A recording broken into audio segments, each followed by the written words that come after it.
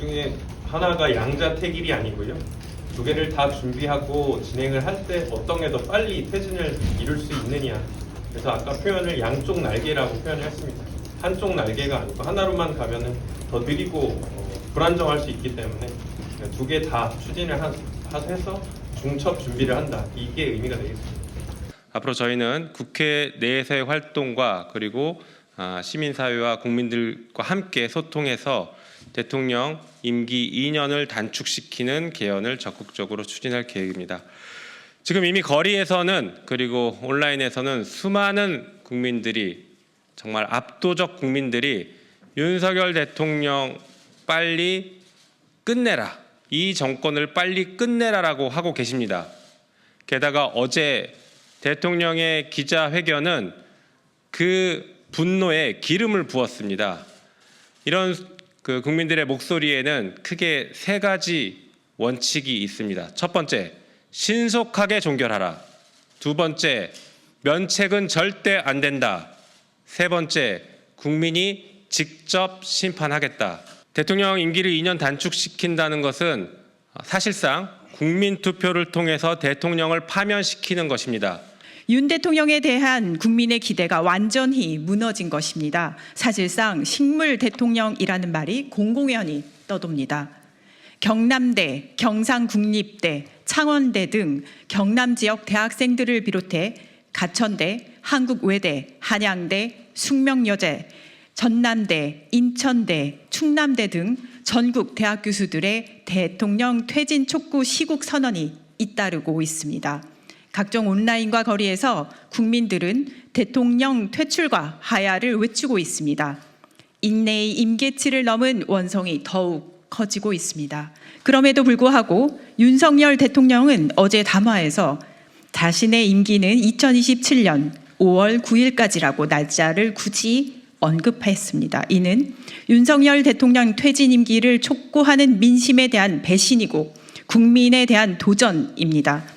대통령의 임기는 대통령 스스로 정하는 것이 아니라 주권자 국민이 결정할 것입니다. 이에 개헌연대는 다음과 같은 목표 아래 국민 주권 회복을 위한 개헌 행동에 나섭니다. 첫째, 윤석열 대통령 임기 2년 단축을 위한 개헌을 추진하겠습니다. 둘째, 윤석열 대통령의 헌법률인 입법행위에 대해서는 끝까지 법적 책임을 묻겠습니다. 셋째, 국회에 주어진 권한을 통해 윤석열 정권 조기 종식을 위한 법적인 절차를 신속히 추진하겠습니다. 넷째, 국민투표로 국민이 직접 대통령을 파면할 수 있는 국민 주권 시대를 만들겠습니다. 다섯째, 국민적 지지와 다양한 정치 세력과의 연대를 통해 새로운 시민혁명을 완성해 가겠습니다. 대통령 선출권에는 파면권도 포함되어 있습니다.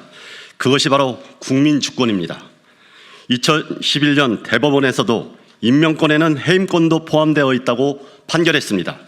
이에 따르면 국민이 유임한 권력은 국민이 직접 회수할 수 있는 것입니다. 윤석열 정권에 대한 탄핵은 이미 시작되었습니다. 하지만은 헌재에 의한 파면을 탄핵이라고 본다면 국민 투표에 의한 파면이 이제 개헌인 것이죠. 그렇게 이해하시면 되겠습니다. 그 중에 하나가 양자택일이 아니고요.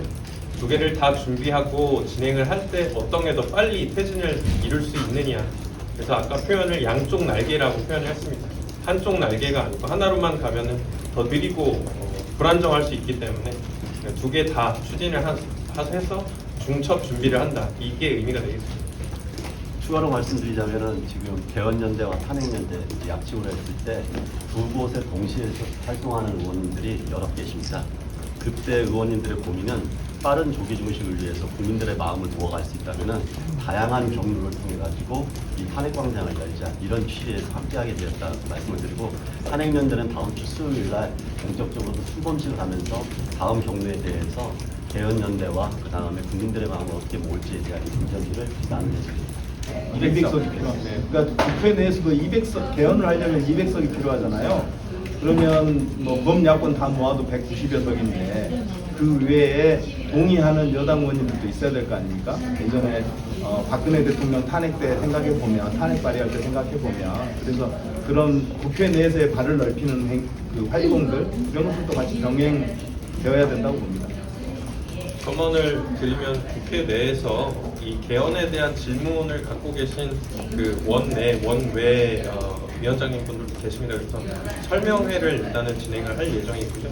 그리고 그런 설명회 및 간담회 방식으로 이제 전국을 돌면서 이제 관련되신 분들에게도 이제 이 취지를 설명을 드리고 조금 더 보완해 나가는 이 메시지를 조금 더 선명하게 드릴 수 있는 그런 자리들도 계속 마련할 예정입니다. 개헌을 통한다는 게 좀 이해가 안 되는 부분이 4년 임기 단축을 한다는 게 아니라 윤석열 대통령만을 겨냥해서 지금 특수한 개헌을 하신다는 말씀을 드리는데 그게 뭐 법적인 쟁점은 따로 없는지 가능한 방향인 건지 좀 아시겠지만 그 국민은 기자회견문에서 나와 있지만 국민의 주권자입니다.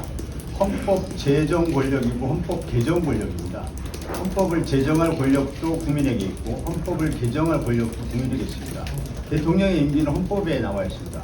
대통령의 임기를 단축하는 방법은 헌법의 본문을 개정하는 방법도 있고 또 구칙으로 개정하는 방법도 있습니다. 여러 가지 방법이 있을 수 있는데 이것을 추후 논의하면 되고요.